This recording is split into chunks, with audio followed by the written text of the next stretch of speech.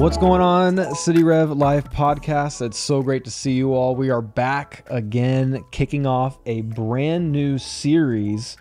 And that's not the only thing kicking off this week, is it? Well, not to date our podcast or anything, no, but we have to talk about it. I mean, so we changed the setup here. We've got this couch, right, and there's not like the table in the middle. Yeah, and I'm so comfortable right now. This is my first podcast in this new set. Have you done one with the couch and chair yet? I have not, actually. So I haven't. This is my first one with this setting as well. Yeah. So if you're listening, you know, jump over to YouTube and check out the new setting. I think our team did a great job. I had, you know, unsurprisingly, nothing to do with the new vibe, which is very cool. Yeah. But I feel like this podcast should be about fantasy football, because any fantasy football podcast, we got our computers open. We have our computers open, and I feel like we should talk about right now the picks that you're not expecting are going to be good, and we could Josh and I are in the same fantasy football league. And to date this podcast a little bit, the football season kicks off in just a couple days on Thursday, but it's okay. It's football. There's an exception made for football. But we will have self-control and not talk about fantasy football. We do have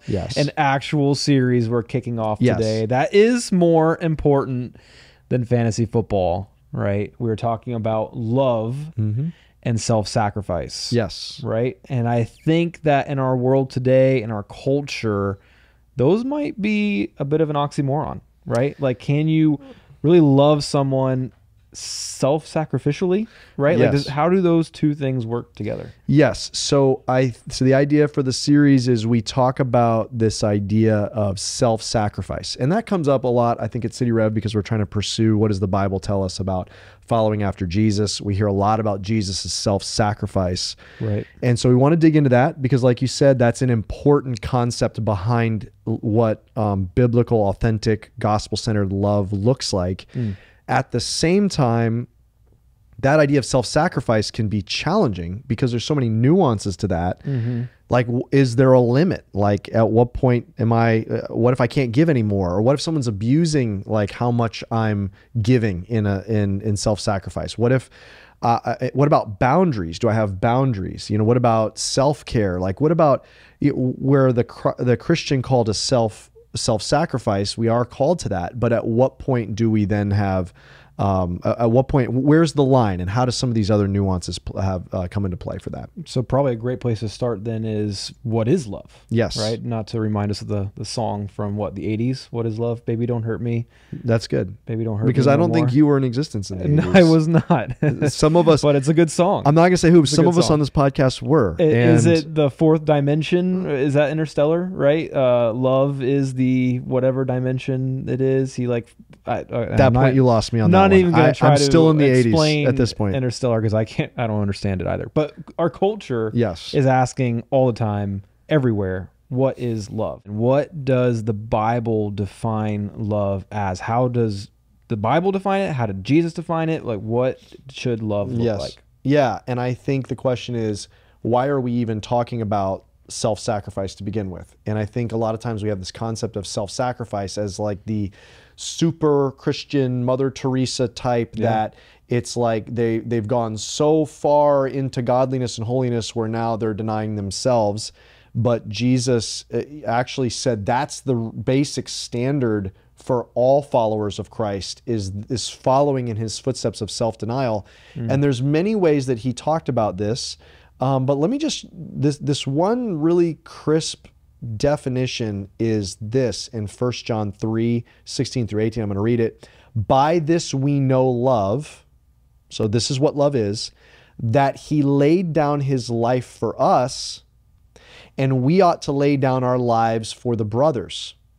So the basic biblical definition of love, that is, it's laid out. It's love. We don't have to make this mysterious thing that we're called to do. Like, it's the second greatest commandment according to Jesus, is to love others. So then what does that mean to show love?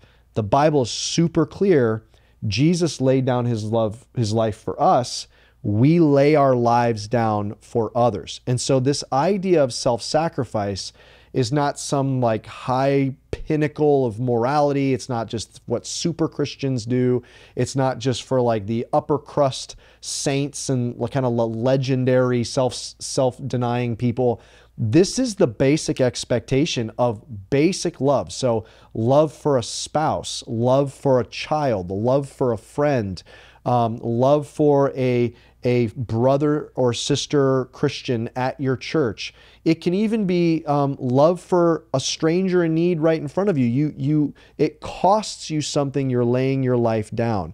This idea of love, this is the foundation. So it's what Jesus modeled. So this idea of self-sacrifice and self-denial is going to be underneath. This is what the definition of love is. I'm giving up something of myself for the sake of someone else. Here's an example of this. Ephesians 5:25. Paul says, so John wrote the first part as a follower of Jesus. Paul writes this, husbands, love your wives as Christ loved the church and gave himself up for her. The definition, what does it mean for a husband to love a wife? What does it mean for a young adult who is dating someone and saying, I think this is the one, I think I love this person? What should be rising up is, I think this is the person God has called me to spend my life laying myself down for. Not, I think this is the person that's compatible with all my life goals and dreams. Not, this is the person that's compatible with the lifestyle that I want to live. That's not the biblical definition of Christ-like love. Christ-like love is, I am called, if I'm in the context of marriage, I am called to give my life, to lay my life down for this person like Christ laid down his life for me. Not putting this person over God, but this is the person I'm called by God to lay my life down. What does let's take the same concept. What does friendship look like? Friendship is not like, wow, this person meets my needs for companionship. I have this hobby. I don't want to do it alone. I want to go play pickleball. They play pickleball where our games are compatible. They're about the same level so that we can play pickleball together. It's actually competitive. It's actually competitive, or we actually help each other. I don't slow them down. We're on a team. They don't slow me down, and our schedules work. Like, that's great. And like, that's a gift. That's wonderful to find someone. Or we play golf together, or we like to shop at the same places, or we like the same teams, or we make each other laugh. Like, those are all wonderful things. But Christian friendship goes so much beyond that. I'm saying, I love this person with a brotherly love. There's a whole word in the New Testament that means brotherly, sisterly love. I am willing to, what that means is I'm willing to lay something down for me. I'm laying that down for this person. I'm going to show up in their life when it costs me something, when it's not convenient, when they go through a long season and they broke their leg and can't play pickleball. That doesn't mean the friendship's not over. Yeah, the friendship's not over. I thought that meant it's done. No, like, I want to journey with them. When they go through maybe a long, hard season, maybe they lose their job, and it seems like every time we get together, they're depressed. And so it's not really doing something for me anymore. And it's actually, it might be more of a drain. It might be more costly, but I love this person. I'm going to go the distance. What love means, according to the Bible, is laying down my life. It's self-sacrifice. I love the intentionality in that too. Jesus intentionally laid down his life for us as believers. He's calling us to intentionally lay down our lives for our friends, our spouses here, in Ephesians 5 that you referenced. It's not like this emotional thing. It's not when you feel like it. It's not a feeling. It's not that warm feeling you get in the pit of your stomach when you're around that person. It's not if you're feeling up to serving that person today. It's an intentional laying down of yourself. So I think in our sinful nature, we can tend to twist this concept of love, right? We can start to make it about ourselves. Maybe speak to that a little bit. How can we twist this idea of what it means to lay down our life and what love actually should look like? And this call to self-sacrifice is for a spouse, a friend. But remember, like when he was asked, when Jesus said, love your neighbor as yourself, and they said, well, who's my neighbor? He described a scenario where a good Samaritan gave much of himself for a stranger. So this is to be a part of our lives that it defines all of our life, not just for a few select people that we like. That's good. To your point, Josh, I think our culture has gotten a hold of love, and we know it's powerful, but we struggle to define it. And so let me give some other categories for sometimes I think how we define love accidentally. I think we define love as from an emotional standpoint, especially in the romantic love category. When it comes to marriage, is this the person I'm supposed to spend the rest of my life with? Think about how they always wrestle with that. You know, they in movies or TV shows or whatever it may be, it's like, well, how do you feel when you're around them? Yeah. And does it feel right? And what is your heart telling you? And here's the question: would it make you happy to be with them? As if like, what makes me happy is the end goal. And then to boil it down, that's the opposite of what the Bible's saying. Yeah, it's not about what makes me happy. It's what serves them, right. and what serves them. And like whenever you see in a movie or in a TV show, when two people are getting married and they write their own vows, it's like almost every time, you make me so happy, I want to spend my life making you happy. And it's all on the emotions side of it. I mean, the historic vows of that we don't use, and it's not bad to write your own vows, but as long as this oomph is in there, this sense, this covenant is in there, in whether richer or for poor, in sickness or in health, till death do us part, I am there with you. So love is not, man, I love how I feel when I'm around that friend. I love how they make me feel. I love how I feel when I'm around you. That's not the definition of love. That might be nice, but that's not the definition.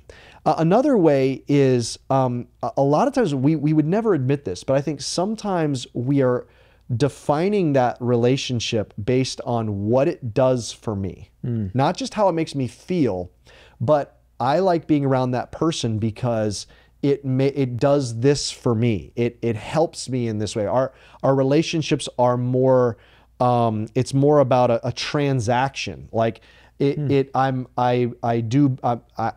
better as a pickleball player because you're in my life, or I'm better. I like how it helps me in my career, or I like how it helps me not be alone, or I like how it helps me meet other people, or I like it because there's now relationships for my spouse or relationships for my kids, and it's transactional. And if I'm looking at someone and I'm in that relationship for what it does for me, what it accomplishes for me, that's parasitic. I'm in that relationship based on what I can draw out of it. And then 1/3, so emotional, and then what it emotionally accomplishes, or some other way that it accomplishes for me. But sometimes relationships can go a long, long distance, and it's that parasite. But what do you call something that is both mutually getting something out of it? That's called a symbiotic relationship. In nature, that's a symbiotic relationship. Both are in it for what it gives the other person. So like those, or the other being. So like, you ever see those pictures of animals like in the Serengeti, and it's like a zebra and it's got like all those birds perched on it? Yes. Yeah. Like there's a way that bird like pulls insects like ticks and fleas from hanging out on the zebra. It benefits from the zebra, and the zebra benefits from it. That's a symbiotic relationship. What a picture of a symbiotic relationship. Yeah, and that's legitimate. That's why you see those together, and it can go the distance. What we call that in human terms is codependency. Like, it's not what I'm getting from you. And man, this can happen in marriage too. Like, this can happen in dating relationships. This is common in friendships. This can happen between parent and child. And so it's like we've got all this confusion about what is love, and the Bible just gives it to us straight. Love is, I'm laying myself down to serve you. I'm going to serve you. I'm going to put your interests ahead of mine, and I'm going to serve you. And then what's powerful is then in a Christian relationship, then you are doing the same for me, and we're serving each other, husbands and wives putting the other first, friendships putting the other first, and there's a powerful, beautiful bond of self-sacrifice. So self-sacrifice is not the upper crust, like Mount Rushmore of saints. It is the way of life of following Christ. It's very important. That's really powerful. And I think that even gives us a little bit of a list here to check ourselves. Yes. Because our own relationships can drift off into these different types of love, emotional, parasitic, and symbiotic, right? Are the three that you gave us. If we're being honest, we can naturally drift into those types of love in our relationships. And it's good to keep it in the forefront of our minds. Hey, am I being self-sacrificial in this relationship? Am I loving them well? Yes. That's fantastic. Well, we've got a whole series on this topic. Do you want to give a bit of a clue as to where we're going with it? Yes. So the point for this first episode in this series is let's lay down the foundation. Self-sacrifice. It's the way of life. It's love. It's the way of love. It's the definition of love. But what then does that mean? Because there's nuances and there's tough questions. What about self-sacrifice? Am I allowed to have boundaries? What about self-sacrifice? How do I not burn out? How do I deal with that? What about self-sacrifice and also not having a Messiah complex? It's not all up to me. What about self-sacrifice and people-pleasing? And the point is, if we follow the biblical paradigm for self-sacrifice, we can go all in on serving other people, but also those things, if we understand it right, we can navigate those in a healthy way as well. So we're laying the foundation for self-sacrifice, but in these next few episodes of the series, we're going to talk about where do these other pieces come into play. That's awesome. Well, I'm looking forward to hearing them. I'm sure our audience is as well. Thank you guys again for joining us on this episode of the City Rev Life podcast. Be sure to like, subscribe, and share this video with someone that you know. I'm sure it'll be a benefit to them as it was hopefully to you. And we will catch you guys next week. Thank you so much for listening to the City Rev Life podcast. Feel free to subscribe and leave a rate and review. We love it when you share it with your friends on social media, so don't forget to tag us at cityrev.church. If you're interested in more resources, download our City Rev Church app and follow us on social media. Have a great day.